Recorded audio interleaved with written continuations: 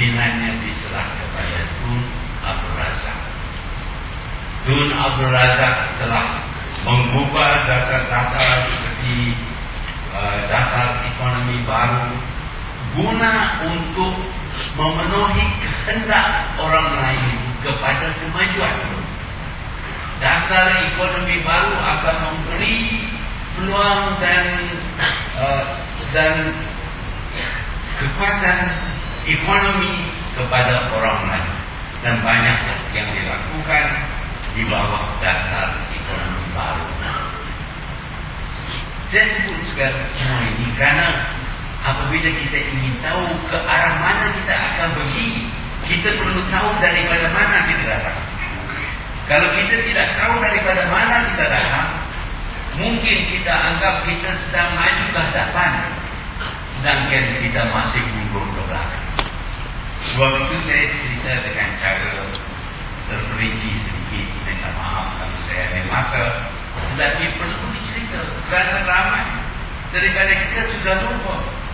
Melayu mudah lupa.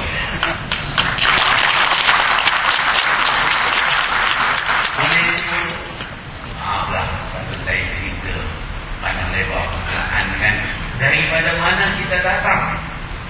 Kita telah melalui liku-liku daripada Turat, daripada Datuk Mon, kepada Tunku Abraman, kepada Tun Razak. Tun Razak sedar akan kehendak orang lain supaya mereka dapat berdiri sama tinggi, duduk sama rendah dengan kaum-kaum yang lain dalam negara kita. Yang menanam padi adalah sesuatu usaha yang mulia, tetapi kita takkan kekal sebagai penanam padi sahaja. Dalam negara yang begini kaya, kita juga berhak untuk memiliki sebahagian daripada kekayaan ini. Kita bukan nak milik semua untuk kita tidak nak sambung daripada orang Cina, daripada orang India. Kita nak bahagian kita. Itu pun kita tak begitu tamak. Kita menjadi penduduk negara kita ini seramai 60%.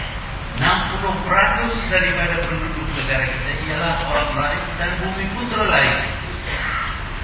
Tetapi kita sanggup terima hanya 30% saja dari kekayaan negara kita.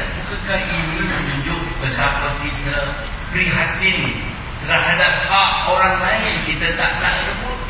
Orang-orang Cina yang hanya kurang daripada 30%, kita bersetuju supaya mereka memiliki 40% daripada kekayaan negara kita. Inilah dasar ekonomi baru yang cukup adil, dan ini memuaskan orang lain dan usaha diteruskan. Kita dirikan sekolah-sekolah sains di kampung-kampung, mengadakan guru-guru yang terlatih, memberi peluang dan scholarship dan beasiswa kepada anak-anak lain supaya mereka akhirnya sampai ke London, sampai ke Amerika, menuntut berbagai jenis ilmu. Di waktu saya menjadi doktor, maklumnya cuma 1% saja daripada orang Melayu yang lulus dalam bidang perubatan ini, cuma 1%. Tetapi hari ini berkat dasar ekonomi baru, kita sekarang ini mempunyai 40% doktor-doktor dalam negara kita ini terdiri dari inilah dasar ekonomi baru yang dicipta oleh Tun Razak. Bukan saja dalam bidang perubatan, sekarang ini lawyer pun banyak, engineer pun banyak, nuclear scientist pun ada di kalangan orang lain yang dulunya dahulu tidak berkebolehkan. Kerana dasar ekonomi dalam bidang perniagaan dan perusahaan, kita akui masih tidak ramai orang lain yang berjaya. Tapi usaha sedang dijalankan semasa Tun Razak dijalankan untuk meningkatkan bahagian orang lain dalam bidang industri, dalam bidang perniagaan. InsyaAllah kita kalau teruskan usaha ini, maka akan tercapai kelaman kita. Inilah usaha Tun Razak. Tun Razak tidak disingkir oleh kita. Saya percaya dia akan terus menjadi Perdana Menteri kerana dia melayan kehendak orang lain. Tetapi apa boleh buat? Dia meninggal kita sebelum pun genap 6 tahun dia menjadi Perdana Menteri. Dan digantinya dengan Tun Hussein. Tun Hussein menjadi Perdana Menteri kerana dia dipilih oleh Tun Razak sebagai penggantinya. Dan kita tidak soal, kita beri masa kepada Tun Hussein.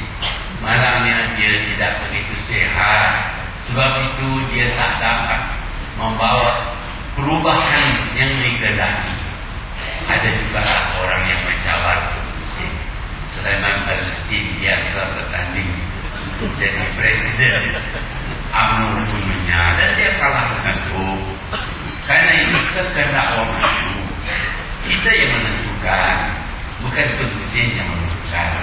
Adik-adik UMNO yang mata terbuka, mereka yang membuat penilaian dan menentukan siapa yang menang, siapa yang kalah. Oleh kerana Tun Hussein tidak sehat, maka dianya membuat keputusan untuk meletakkan jawatan. Dan secara kebetulan saya sebagai timbalan Perdana Menteri telah menjadi Perdana Menteri. Ialah 22 tahun saya berbimbing menjadi Perdana Menteri, Presiden UMNO. Saya rasa cukup seronok. Hanya di mana-mana saya pergi pun orang lain sokong dalam bulan-bulan. Cium tangan saya.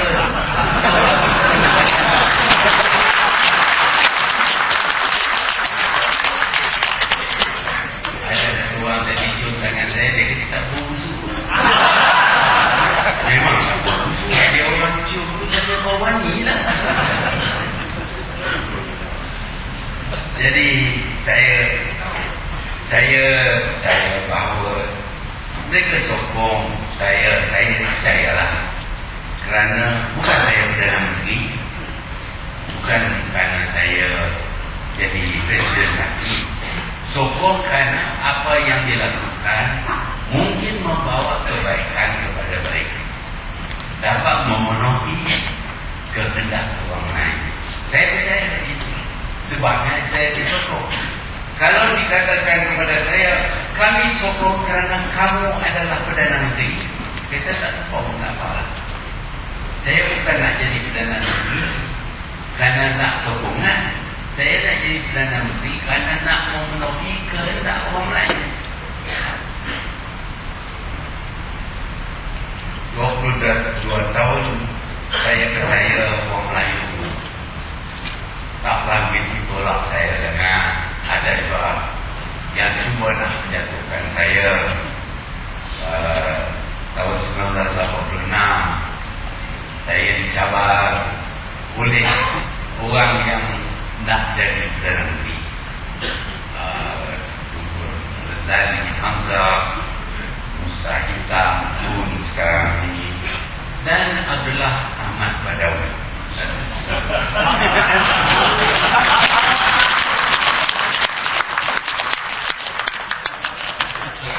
Kalau sekarang ini dikatakan segala teguran oleh saya akan menyebabkan perpecahan dalam UMNO, tindakan mereka melawan saya sebagai presiden secara terbuka tetap akan memecahkan UMNO. Dan sebenarnya ia memecahkan UMNO. Mereka lah yang memecahkan, bukan saya.